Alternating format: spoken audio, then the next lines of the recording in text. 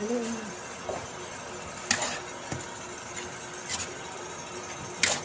Mas marami pa yung baboy kaysa sa ano. Ampalaya. Hindi pa na nakita yung ampalaya. Hindi na nakita yung ampalaya. O, di ba? Wala na. Naglaw na yung ampalaya. Ano yan? Ginisang baboy. Ginisang baboy na may ampalaya. Baliktad. Imbis na ginisang ampalaya na may baboy, no? Hinaan mo yung nakita. Ito lang.